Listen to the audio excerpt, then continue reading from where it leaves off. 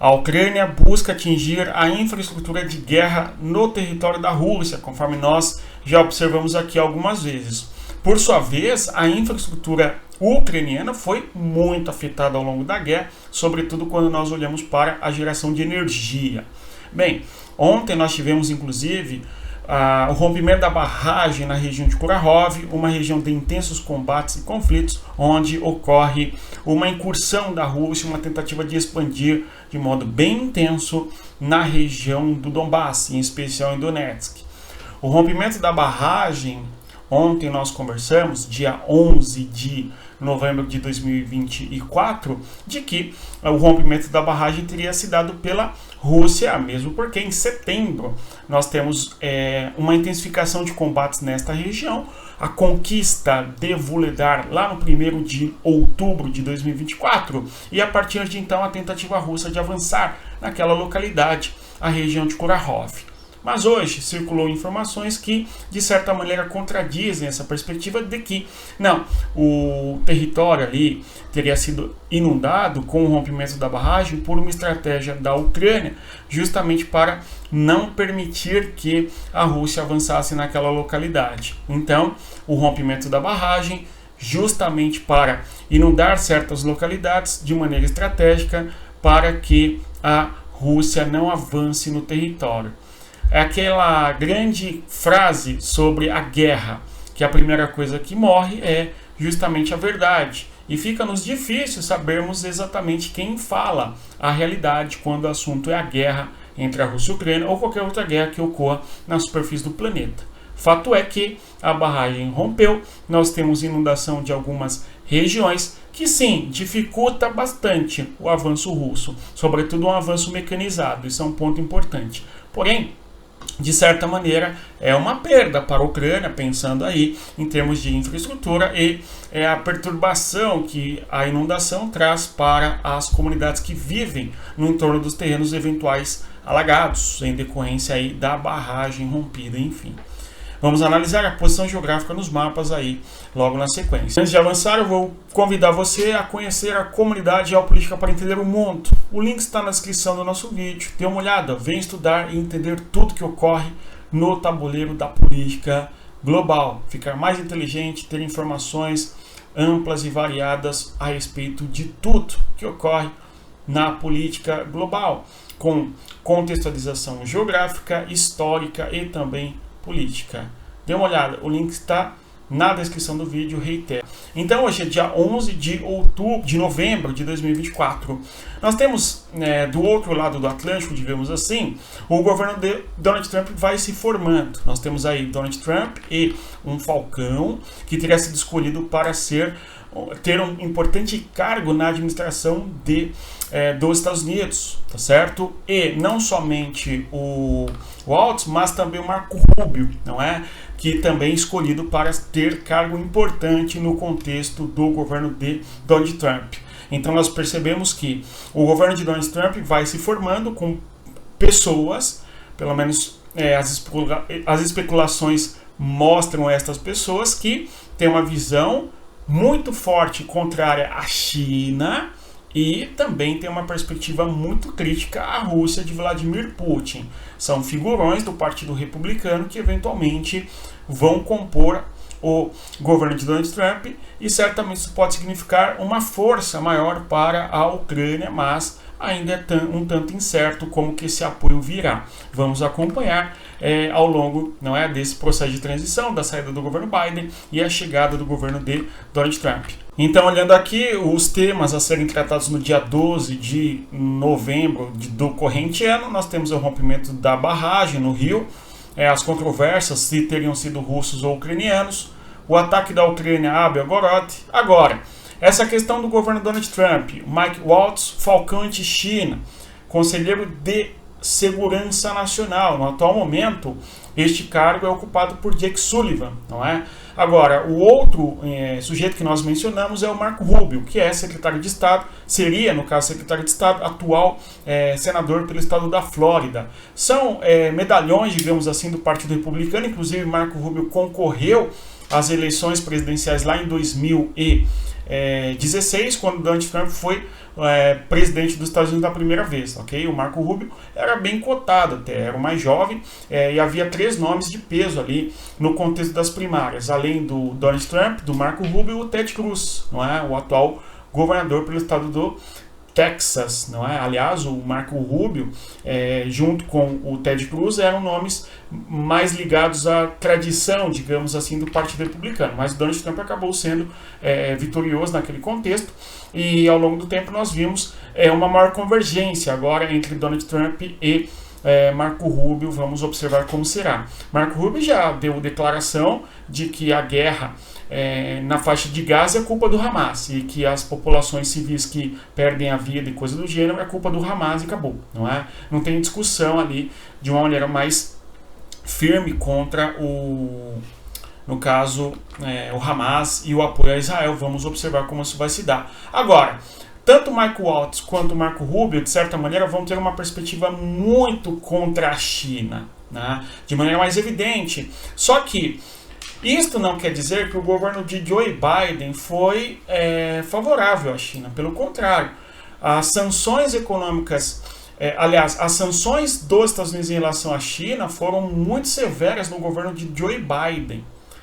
De modo que todo aspecto que envolve a tecnologia da quarta revolução industrial, onde a China busca concorrer com os Estados Unidos, o governo de Joe Biden barrou a China de ter acesso a microchips, a tecnologia para chips e artefatos tecnológicos, bem como também buscou tirar a China de acesso a certos mercados que são, aliás, dos Estados Unidos. Só que a imprensa, conforme nós sabemos, não é muito fã do Donald Trump, não é?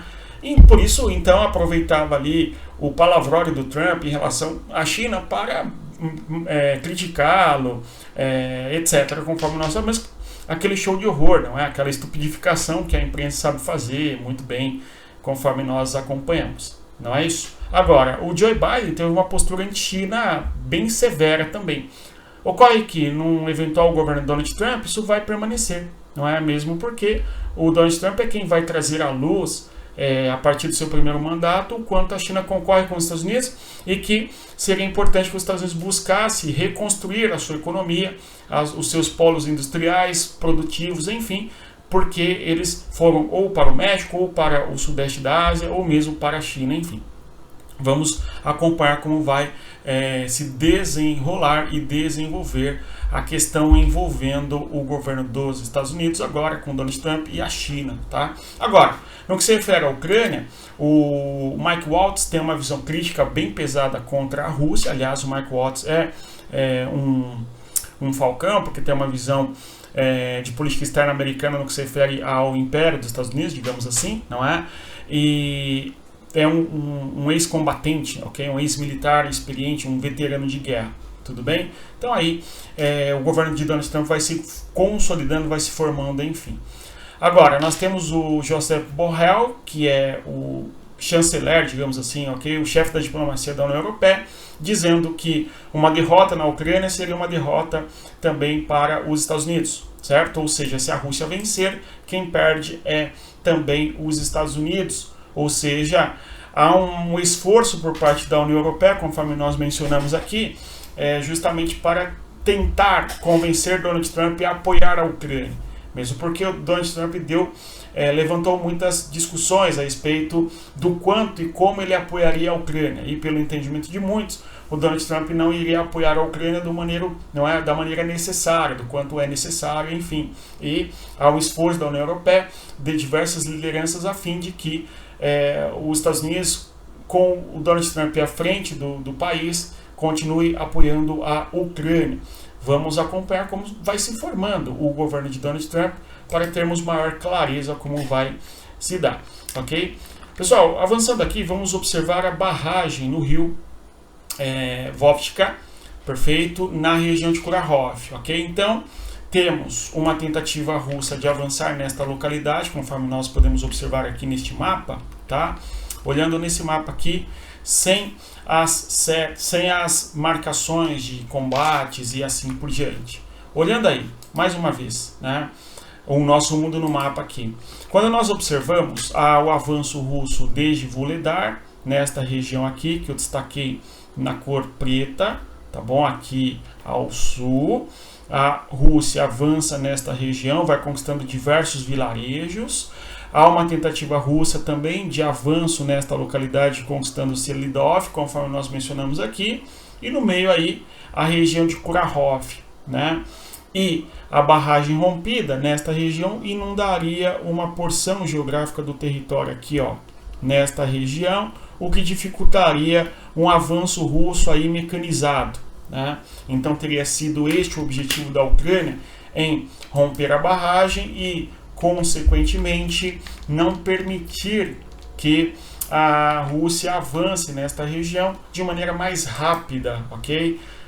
Este mapa nos traz, inclusive, a informação de que a jusante do rio, após o rompimento da barragem, aqui está a região de Kurakhov, nós temos justamente inundações nestas localidades aí, e estas inundações vão se estender até a região de Dnipro, ok? Além do território aí de Donetsk, que também chegaria à região de Dnipro, então volume de água bastante considerável. Mas, conforme eu mencionei no início do vídeo, há muita controvérsia a respeito de quem foi o real responsável pela barragem ter sido rompida, né? Não é a primeira barragem na Ucrânia que é rompida no decurso da guerra. Logo em 2023, nós tivemos uma barragem rompida em Nova Kakhovka, tá certo? E o debate foi parecido, de que os russos teriam rompido a barragem, etc., né? Justamente para trazer perdas substanciais contra a Ucrânia e assim por diante. E a outra visão não, de que a Ucrânia, de maneira estratégica, teria feito o rompimento da barragem justamente para dificultar o avanço russo naquela localidade, ok? De qualquer maneira, reitero a dificuldade de nós termos certeza sobre quem foi o responsável por tais atos. Não é até que nós tenhamos aí declarações oficiais. Um outro exemplo de infraestrutura que foi muito controverso no primeiro momento, embora tudo indicasse que não teria sido a Rússia, foi justamente ali a destruição do Nord Stream 2, não é? O gasoduto que sai desde o território da Rússia até o território da Alemanha, não é? Que foi destruído parcialmente, dificultando bastante aí o fornecimento de gás da Rússia para a Alemanha e países europeus, enfim. E no decurso do tempo, a própria Alemanha, através de suas instituições, vai apontar para um ucraniano responsável por ter destruído ali o gasoduto de Nord Stream 2, enfim. E agora, por fim, a gente tem um ataque feito hoje, não é? Mais cedo, da Ucrânia contra o território da Rússia, a fim de atingir ali uma região produtora de petróleo, tudo bem? No caso, no território de Belgorod. Em Belgorod nós temos disputas na fronteira, conforme nós sabemos, é um dos frontes de guerra mais complicados para a Ucrânia. Segundo alguns apontam, a Ucrânia conseguiu infiltrar parcialmente ali no sul, extremo sudoeste do território de Belgorod, como eu já mencionei aqui com vocês, e a Ucrânia fez aí ataques contra a região de Belgorod, tá certo? Agora, os avanços estão acontecendo, conforme nós mencionamos, poucos, mas esses poucos ao longo de um mês inteiro resultam num volume de território bem expressivo, como foi o caso aí do mês de outubro, tudo bem?